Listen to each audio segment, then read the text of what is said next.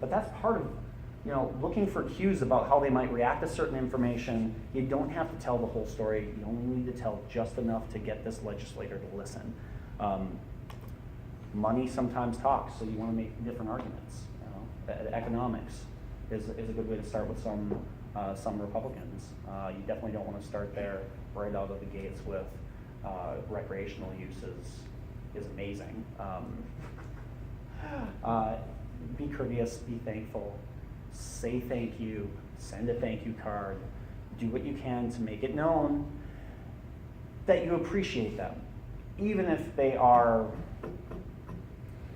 not helpful at all. Still do this, because their legislative aides might be there after they leave still. Finally, what Sensible's done in the past, this is something that all of us do. We share things on social media. What we have done, of course, this was written into the 2014 bill that intractable pain would be studied, and the commissioner would be able to add that as a condition. So that's been added. We did organize for that and get people to show up to the public hearings. In 2016, PTSD was added, and Sensible, with the help of Maren Schroeder and Jared Poe and others, we submitted another petition, very heavily researched, that would expand the conditions that were going to be used and available for ingestion to include PTSD, and that worked out really well. So this is not everything needs to go through the legislature. I mean, you can even our own past board member Curtis Hanna has gone down to the Board of Pharmacy and tried to work with them to get things to change. And if you want to talk about that, we can talk about that out there. We won't talk about how much of a cluster that was. There's also indirect lobbying. So this is you talking to your family and friends. This is talking to people out on the street and doing one-to-one conversations, getting people interested in the subject, being informed, so we can help people. We have a chance to help more people if we talk to more people, if we share their stories. These are very powerful things, and personal stories, even if they're not your own, they can make headway with legislators. And these might be if you're a constituent, these might be the people that you want to point a legislator to. Hey, I can set up a meeting with them. You need to hear their story. Even better if they're a constituent. But it's up to us to bring those people to the legislature. People have had to flee the state because they can't afford medicine here. They've had to leave the state because maybe they don't qualify. Some people, they're not lucky enough to leave. They're stuck here. So their stories are really helpful. If you can't use your own, use somebody else's story. Finally,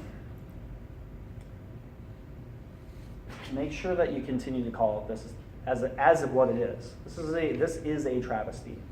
The way that cannabis is treated by the government is schizophrenic at best, and at worst, it is an absolute travesty. So getting people to understand this, not just legislators, but your family and friends, is essential in making headway on this issue, because we are not there yet. We do have use legislation, but we're just not there yet. So in the meantime, while we're waiting for the legislature to act like adults, it might not be happening right now down in St. Paul if you've been paying attention.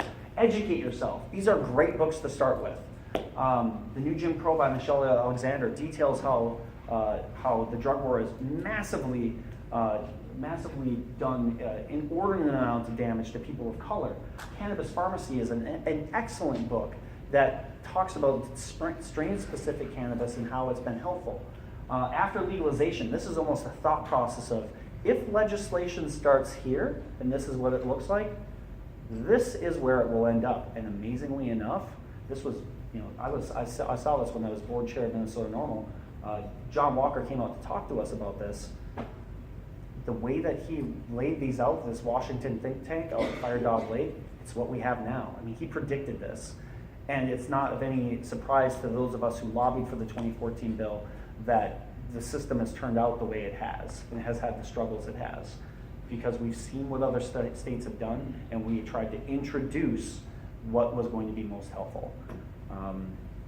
Of course, chasing the screen. If you want to know about addiction and the drug war in general, this is an excellent book to read.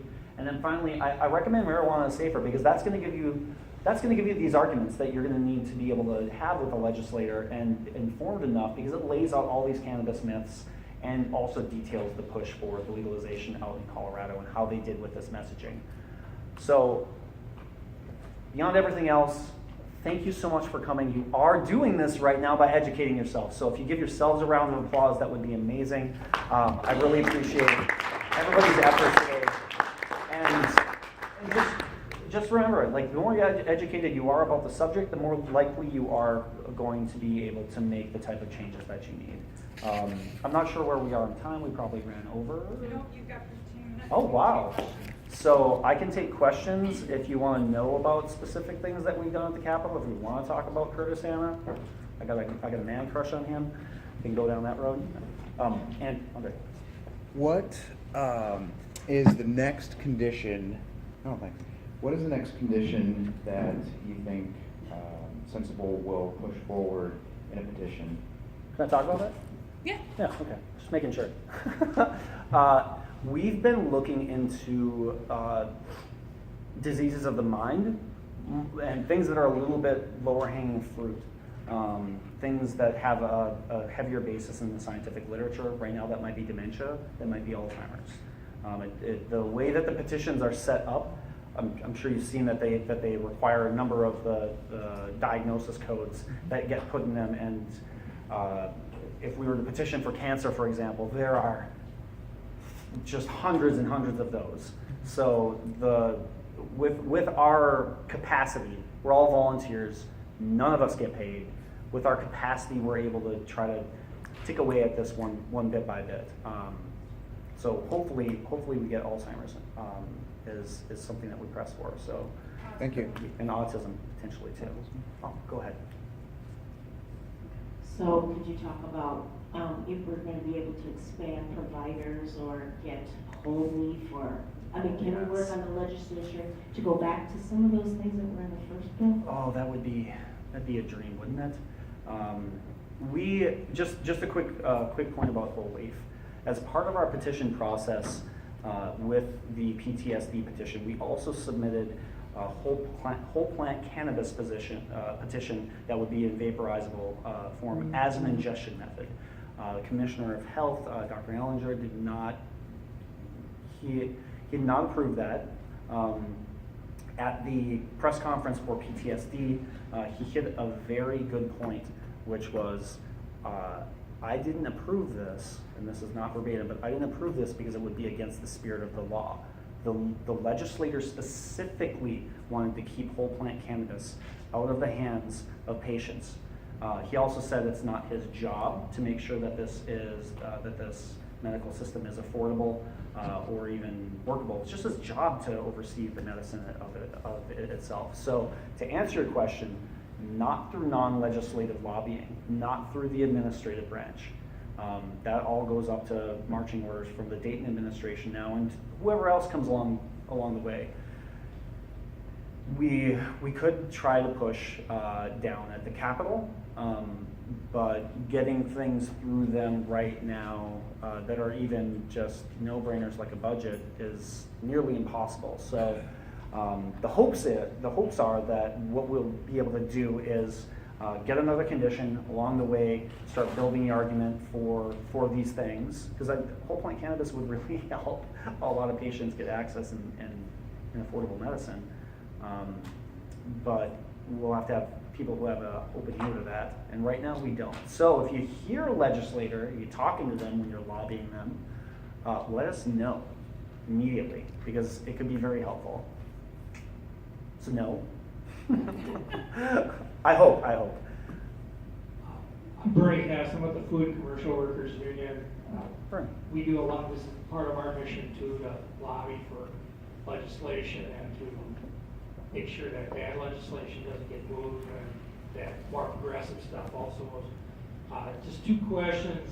Where do you think we're headed with, in regards to using medical cannabis for worker comp?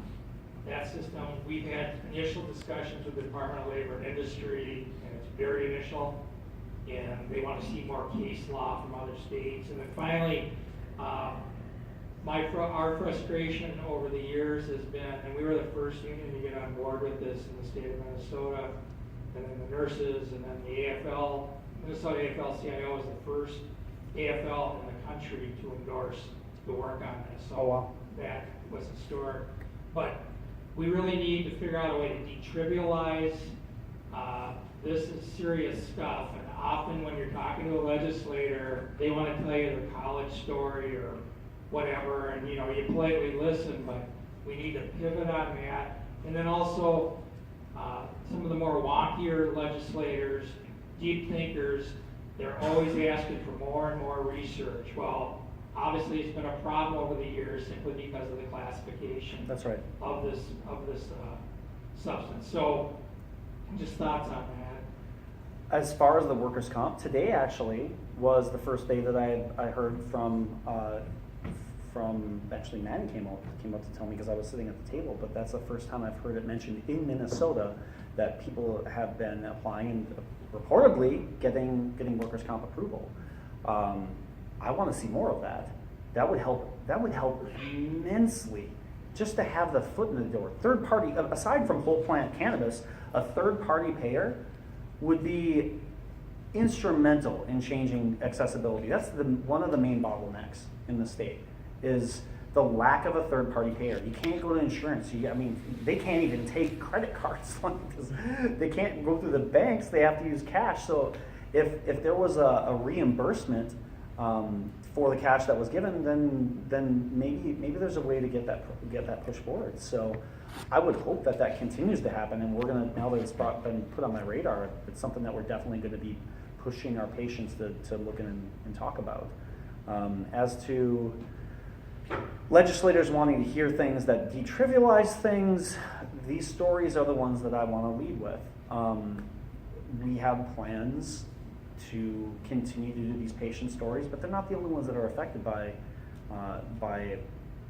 the cannabis laws, by prohibition. So, maybe fortunately, unfortunately, we did bring in a lot of parents with children to try to get cannabis legislation passed in Minnesota in 2014. And the adults that were adult patients, they didn't have as much of a voice down at the Capitol as these parents with children, because you put a mom with her kids or dad with his kids and they're sick in front of a camera, that plays much better. So, to some level, you just embrace the cynicism a little bit, and if we can go down there with some of these stories, then we might be a little bit better. Some people are never going to listen too. So, like the 20 Cornishes of the world out there. Men.